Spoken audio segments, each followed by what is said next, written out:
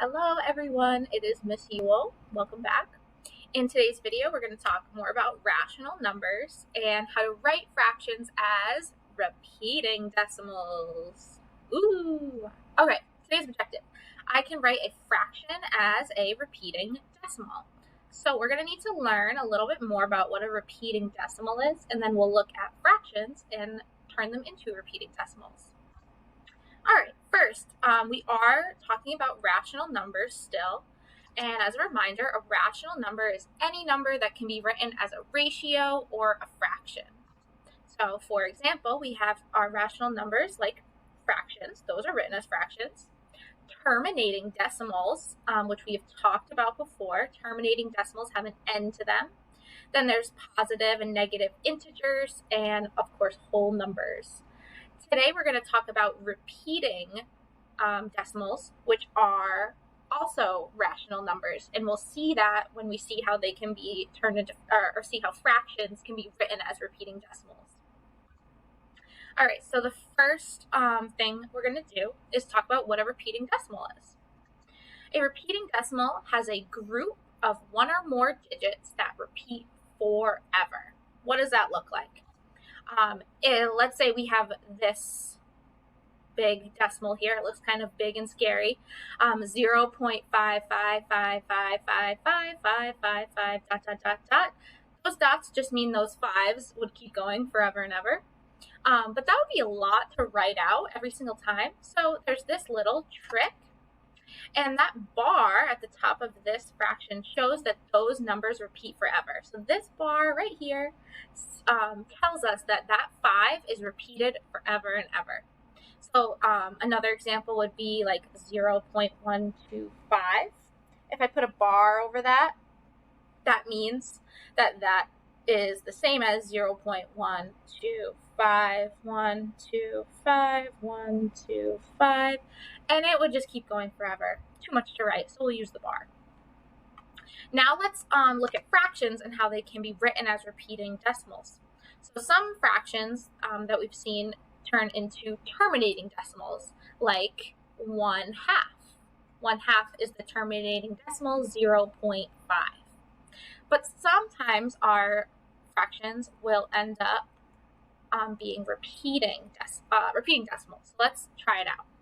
One way to write a fraction as a decimal is to use long division. So remember that the fraction bar means divided by. So divide the numerator by the denominator using long division. So 1 divided by 3. Now this 1 here is going to be kind of tricky when we need to start putting a lot of numbers up at the top. So I'm going to add placeholders of zeros. I'll start with 4. And those zeros don't change the value. This still is just 1. It just will make it so that we can add more numbers up at the top. And when you do long division this way, you bring your decimal point up right there. All right, so 1 divided by 3. So how many times does 3 go into 1? Can't put 3 things in 1, so that would be none, 0. And now I move on to the next number, which would be 10. So now it's like a 10 here. So how many times does 3 go into 10? 3 times 1 is 3. 3 times 2 is 6. 3 times 3 is 9. So 3 goes into 10 3 times. 3 times 3 is 9. So now I subtract 9. And 10 minus 9 is 1. And then bring down this 0.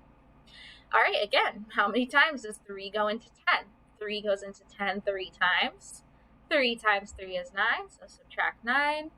10 minus 9 is 1, and bring down the 0. Here we go again. 3, how many times does 3 go into 10? 3 goes into 10 3 times. 3 times 3 is 9, and 10 minus 9 is 1, and we bring down the 0 again. Do you see the pattern yet? It seems like these 3's will just keep on going forever and ever. So my fraction, 1/3, is equal to 0.333, and it will keep going forever. And the way we write that is as a repeating decimal, 0.3 with the bar on top to show it repeats. Let's do another example. 5/6. So we'll use our long division again. 5 divided by 6. And I'm going to add those placeholders again. And bring up my decimal point. All right, 6 can't go into 5, so that's 0. How many times does 6 go into 50? Let's see, 6 times 8 is 48, so minus 48. 50 minus 48 is 2. Bring down the 0. And now how many times does 6 go into 20? Let's see, 6 times 1 is 6, 6 times 2 is 12, 6 times 3 is 18. So now subtract 3 times 6 is 18, and we get a 2. Bring down the 0. Here comes the pattern. 6 goes into 20 how many times? 3 times. All right, so 20 minus 18 is 2, and I bring down the 0. Again, I'm going to just keep on getting 3 up here. So 5 6 equals 0.8333. And according to what's going on in my long division here, these 3's are just going to keep going forever. So let's use the bar to show that those 3's repeat. So 0.8. The 8 is not repeating here, just the 3. So I'm only going to put the bar over the 3 that repeats.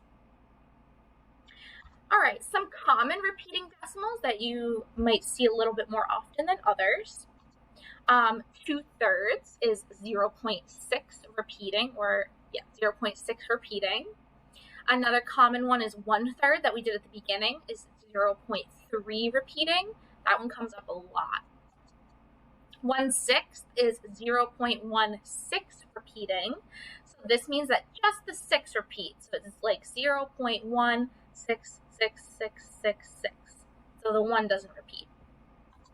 Another one is 1/9, which is 0.1. And again, that's the 1 that repeats. So it's just a bunch of 1s is what 1/9 is. Any repeating or terminating decimal is a rational number since they can be written as fractions. So these are rational numbers. Repeating decimals do show up, and we will learn some other strategies and explore other ways to write repeating decimals and fractions. Bye-bye.